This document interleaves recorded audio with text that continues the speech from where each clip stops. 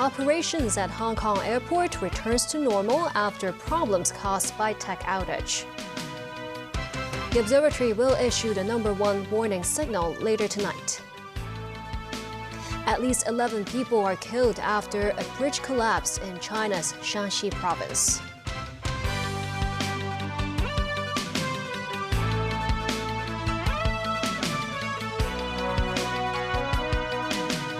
Good evening, and thank you for joining us. Hong Kong and the rest of the world are recovering from the tech outage caused by a faulty Microsoft Windows system update. The problem was caused by an update from U.S. cybersecurity firm CrowdStrike. The Hong Kong Airport Authority said check-in services for airlines affected by outage have returned to normal. Though airport operations have resumed to full operational capacity, 20 Hong Kong Express flights were earlier cancelled. 6 flights between Hong Kong, Kaohsiung, and Taichung tomorrow will increase seating to facilitate affected travelers. Timothy Lee has our top story. In the early hours of this morning, Hong Kong Express staff could still be seen conducting manual check-ins at the airport. Passengers were prioritized according to the gate entry time. Long queues of tourists remained a common sight throughout the morning. Some passengers who arrived at the airport earlier complained about the airline's delay in handling the check-in process. Tempers were charged after airline staff prevented a passenger from entering the check-in counter area. The passenger complained that he already arrived 3 hours earlier to complete the procedure. Hong Kong Express was among the hardest-hit airlines in the global Microsoft outage incident. Several tourists voiced frustration at their delayed flights. This tourist from Ningbo in China said her flight was delayed by more than 10 hours. She was disappointed after the airline failed to make any alternative arrangements. A Phuket-bound tourist was met with similar treatment after his flight was delayed by 11 hours. I got the hotel nearby. I was hoping, but no, they did not help anything at all. How do you feel? Yeah, upset, but what can I do? But not all were displeased with the airline's arrangement. This woman traveling to Seoul said she only had to wait for around an hour and that the process was acceptable. Technical problems facing Hong Kong Express were somewhat relieved when its self-service check-in kiosks resumed operations at around 6 this morning. The airline noted that all services returned to normal at around 8 a.m. Among the 24 Hong Kong Express flights originally cancelled owing to the incident, 4 were restored, including flights traveling between the city and Da Nang in Vietnam and Taichung. Chief Secretary for Administration Eric Chan said authorities are deeply concerned about the Microsoft outage, but emphasized government and airport computers were not affected. Chan added the government is already communicating with Microsoft and urged the tech company to resolve the problem promptly. Timothy Lee, TVB News. And the world is still regaining its footing from Friday's Microsoft Windows outage that caused havoc across airports, hospitals, and businesses in many countries. This as most major infrastructure used the Microsoft Windows operating system. Naswi Karim has more. The dreaded blue screen at San Francisco International Airport. Long queues also at airports in Mexico, Thailand, Italy, the United States, and elsewhere around the world. Airports, hospitals, and businesses hit by Friday's Microsoft outage are still scrambling to resume normal service. Thousands of flights across the globe were cancelled after the Microsoft Windows operating system used by major infrastructure crashed because of a faulty update from U.S. cybersecurity company CrowdStrike. The Austin, Texas-based company has apologized for the problem and says it is in the process of fixing it. And while life is gradually returning to normal for many, CrowdStrike says a full recovery may take some time because it involves manually deleting corrupted files. We've got all of these critical systems. We've got obviously hospitals, airlines, banks. I've heard that there's emergency services involved and there's going to be more and more. All of these systems need manual interaction to fix them. We're probably talking millions of computers looking at the scale of the outbreak. This is going to take some time to fix. Some hospitals in the US have had to cancel non-urgent surgery, and the outage caused chaos with the patient appointments. Okay, so I am located in California, Orange County. We're currently in the middle of this Microsoft outage. Computers are black. We have the screen of death. Hello, a very good morning. You're watching. Broadcasters were also affected. The global outage has raised concerns about a digitized world, depending on just a few providers to function. We used to have a lot of small companies making different tools. Some were good, some were bad, all doing roughly the same thing, and people would use those. But they've been gradually picked up and acquired and consolidated down. So now we've got a very small number of companies who are producing almost everything. While CrowdStrike said the problem was not caused by a cyber attack, experts warn that hackers may take advantage of the flaw to target organizations. Nazri Karim, TVB News. The Hong Kong Observatory says it will issue the standby signal number 1 at 10:40 tonight.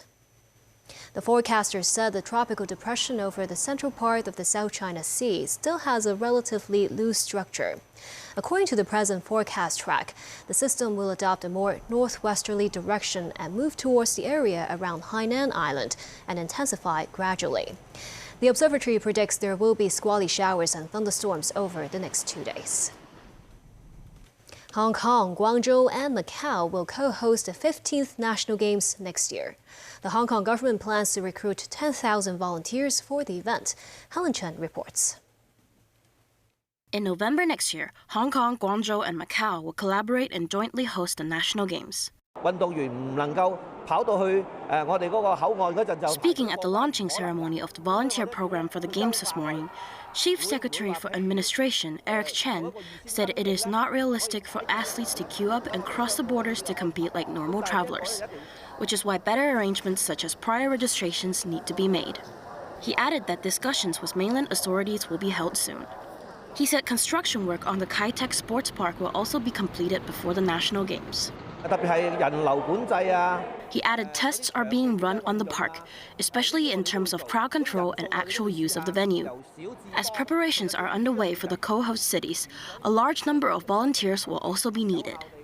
The volunteer program calls on the public to implement sportsmanship and the volunteering spirit and participate in volunteer work for the Games. Chen said there will be multiple volunteering roles for Hong Kongers, including but not limited to receiving guests and athletes, media center support, and sports and venue support. Anyone of age 18 and above can apply to become a volunteer, be it as an individual or as a member of a group.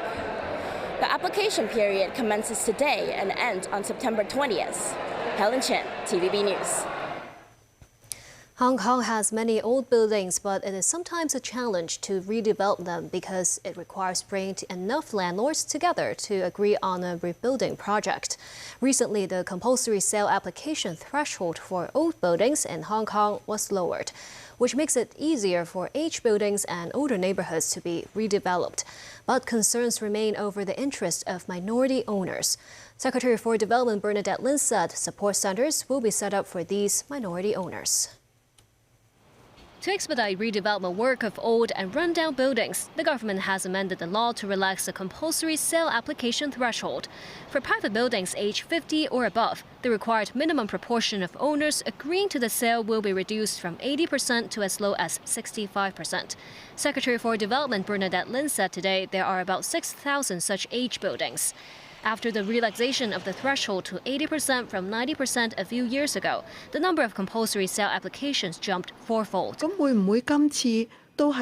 said the relaxation of the threshold involves the redevelopment of private properties, so the government will not take the lead in the relocation and resettlement of affected minority owners.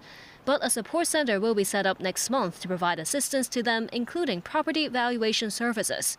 Meanwhile, the Town Planning Board has approved the draft zoning plans for the Santin Technopole, Mai Po, Fairview Gardens, and Ngau Tan Mei. The government has been asked to undertake wetland conservation efforts. The Development Secretary said such efforts will be covered in the land deeds. She also expects the leveling work of the first batch of land to be completed in 2026. Lin said the development of the 3,000-hectare northern metropolis, which covers the Santin Technopole, is set to span more than a decade. In China, at least 11 people have been killed and dozens more are missing after a highway bridge collapsed during a flash flood in Jiangsu County of Shanxi Province. President Xi Jinping expressed great concern and ordered an all-out rescue effort. Footage showed the disconnected bridge deck and multiple rescue vehicles arriving at the scene. The accident occurred at around 4 a.m. on the highway from Jiashui County to Shanyang County. Parts of the highway bridge collapsed and multiple vehicles fell into the river. As of 10 a.m. this morning, relevant departments have found 5 vehicles and confirmed at least 11 dead. According to a preliminary estimation, 20 vehicles and more than 30 people are still missing. The Ministry of Emergency Management has already dispatched a team to guide on-site rescue. And still ahead, International Court of Justice rules Israel's occupation of Palestinian territories as illegal. Donald Trump talks to Ukraine's President Volodymyr Zelensky.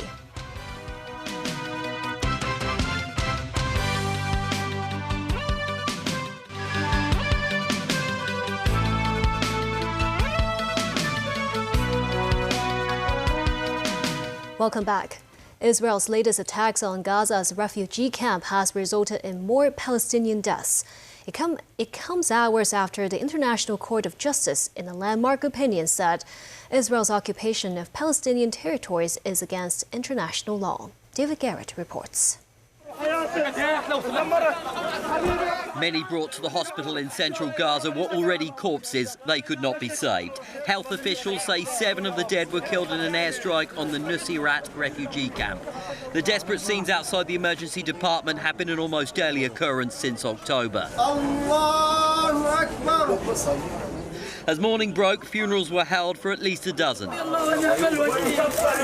More were expected, including those of 3 children. A baby was saved from his mother, who died before reaching hospital. The boy, now stable in an incubator, was saved by doctors just in time. He has not yet been given a name. His father is injured but survived.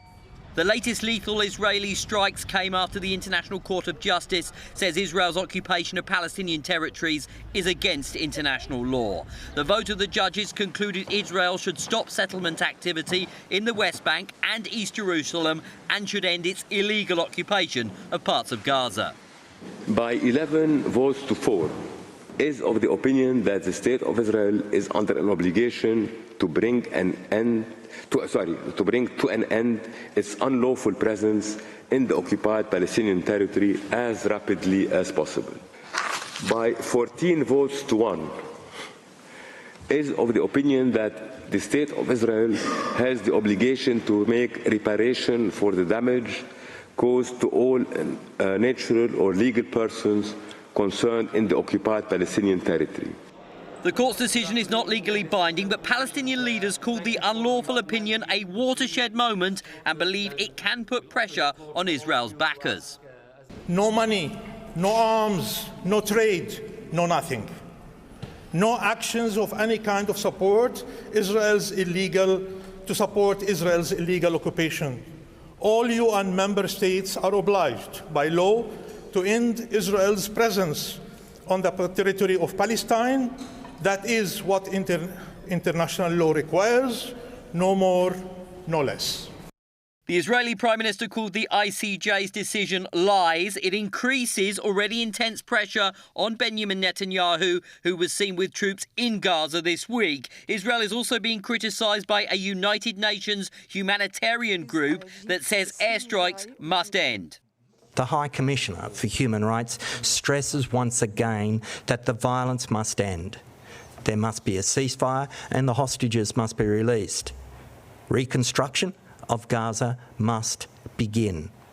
And the occupation must end. Accountability must be served, and the internationally agreed two-state solution must become a reality. Israel says it has to eliminate Hamas for its own safety. Footage has emerged of the latest threat to their security. This phone user started filming when hearing the sound of the Iranian-made drone overhead. The Houthis in Yemen claimed responsibility for the attack, which killed 1 person and injured 10. In Yemen, thousands took to the streets for weekly protests over Israel's war, some celebrating a so-called joyous attack on Tel Aviv.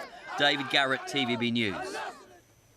Just a day after becoming the Republican nominee for the U.S. presidential election, Donald Trump said he spoke to Ukrainian President Volodymyr Zelensky. Trump was on a high after the Republican National Convention and said he told Zelensky that he would end the war between Russia and Ukraine. Trump said he would use negotiations to bring peace to the conflict, which started in February 2022 when Russia invaded the eastern provinces of Ukraine. Zelensky expressed thanks for U.S. military assistance. Kyiv has relied on U.S. President Joe Biden for support and weapons supplies. Ukraine is wary of a possible Trump administration, with some hardline Republicans opposing the supply of money and weapons to Ukraine. In his Truth Social post, Trump said that, as president, he will bring peace to the world and end the war that has cost so many lives. Back in Hong Kong, a second drone show featuring the popular robotic cat Doraemon took place at the Tsim Sha Tsui Promenade tonight. Starting at 7:30, about 1,000 drones transformed into fan-favorite characters from the cartoon series. Some fans of the Japanese pop culture icon arrived as early as 11 this morning to reserve spots to watch the show. The gala also attracted mainland fans who traveled to the city just to watch the drone show. Organizers said the show lasts for around 15 minutes and included brand new content. And that's the news. Thank you for watching.